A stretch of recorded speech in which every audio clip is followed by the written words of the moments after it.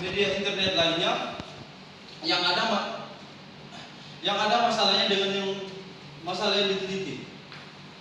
Yang berikutnya adalah teknik pengumpulan data. Teknik pengumpulan data dibagi menjadi 3, yaitu observasi partisipasi, wawancara, dan dokumentasi. Observasi partisipasi adalah teknik pengumpulan data dengan cara melakukan pengamatan langsung dan terlibat langsung dalam praktek kerja pada saat melakukan on the job training. Yang berikut adalah wawancara. Wawancara adalah teknik pengumpulan data dengan cara melakukan tanya jawab dengan Bapak Chandra Nur Rahman sebagai head chef yang menjadi narasumber pada saat melakukan on the job training. Yang terakhir adalah dokumentasi. Dokumentasi adalah teknik pengumpulan data dengan cara mencari mengenai hal-hal atau variabel berupa catatan, transkrip, buku, dan sebagainya. Metode ini bertujuan untuk mengetahui perkembangan perusahaan dari waktu ke waktu. Yang terakhir pada bab 3 adalah analisis data. Dalam menganalisis data ini menggunakan metode deskriptif kualitatif, yaitu cara mengolah data dengan jalan menggambarkan data secara rinci dan sistematis sehingga diperoleh kesimpulan secara umum. Yang berikutnya adalah bab 4, hasil dan pembahasan. Gambaran umum perusahaan. Sejarah pelataran Komodo Research and Spa. Pelataran Komodo Research and Spa didirikan pada tahun 2015 dengan pendiri Yosua Marquez setahun setelah Taman Nasional Komodo dinobatkan sebagai tuan rumah ajang Sail Indonesia. Pelataran Komodo menaungi 8 villa, 1 restoran bernuansa Jawa, serta sebuah kolam renang dan beberapa balai yang menatap ke laut. Pada awal tahun 2016, Pelataran Komodo memperkenalkan 4 villa baru, 8 villa yang didesain ulang, dermaga pribadi, taman bermain anak, dan pelataran waterwalk. Di sini juga saya telah mencantumkan logo perusahaan dan lokasi perusahaan. Yang berikutnya adalah bagian departemen yang dimiliki restoran Atlantis on the Rock. Di restoran Atlantis on the Rock memiliki departemen utama, yaitu departemen food and beverage. Dalam departemen food and beverage dibagi menjadi 2 bagian, yaitu food and beverage product dan food and beverage service. Untuk penjelasan lebih jelasnya, Bapak dan Ibu bisa lihat dari halaman 18 sampai 23.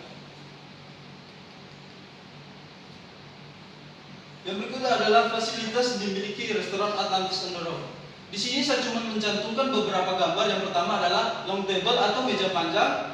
Yang kedua adalah set stand atau lemari untuk penyimpanan perlengkapan meja makan. Yang ketiga adalah cabana. Yang keempat adalah kitchen atau dapur. Yang kelima adalah bar. Untuk penjelasan lebih jelasnya, Bapak dan Ibu bisa lihat dari halaman 18 sampai 23. Untuk struktur organisasi dan tugas dan tanggung jawab, Bapak dan Ibu bisa lihat dari halaman 24 sampai 33. Baik, kita masuk ke rumusan masalah pertama, yaitu karakteristik menu khas di restoran Atlantis on the Rock. Di restoran Atlantis on the Rock memiliki beberapa menu khas yang memiliki karakteristiknya tersendiri. Yang pertama yaitu nasi goreng on the Rock. Nasi goreng on the Rock memiliki karakteristiknya sendiri, yaitu cara platingnya yang unik dan menggunakan sambal belacan yang menambah cita rasanya yang nikmat. Dan yang kedua adalah mie goreng pelataran. Mie goreng pelataran juga memiliki karakteristiknya tersendiri, yaitu pada saat di plating selalu dialasi dengan daun pisang yang membuat mie goreng pelataran terlihat unik pada saat penyajian, dan ditambahkan dengan sambal XO yang membuat cita rasa mie goreng pelataran menjadi nikmat. Yang berikut adalah cakangkung. Cakangkung juga memiliki karakteristiknya tersendiri, yaitu dihidangkan dengan menggunakan hot plate dan dialasi dengan telur mata sapi. Yang berikut adalah oseng-oseng buncis, yaitu dimasak dengan bawang putih yang banyak agar pada saat penyajiannya terlihat unik antara buncis dan bawang putih. Dan yang terakhir adalah pucuk labu pelataran.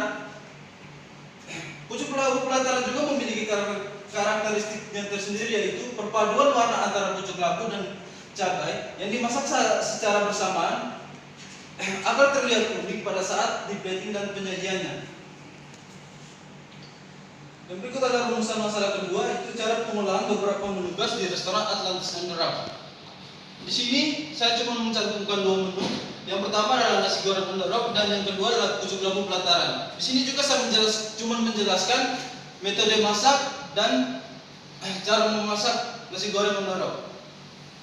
Metode masak yang digunakan untuk memasak nasi goreng on the rock adalah sauteing atau menumis menggunakan minyak yang sedikit. Cara memasak nasi goreng on the rock.